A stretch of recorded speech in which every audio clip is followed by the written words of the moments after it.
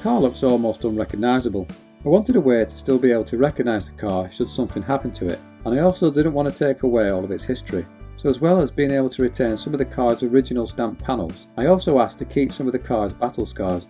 The concept really works because I can still identify this as being my car, even from quite a distance away. The car will be returned next week after it's had some finishing touches applied, and then the fun of the rebuild really starts. The original plan was to rebuild the car all by myself, but I'll now be working and filming alongside Dennis. So not only will I know that the work is done properly, it'll also mean that the car will be ready before the end of the year, which is really important as the car will be going along to a mini fair early next year as part of a new product launch for Newton Commercial.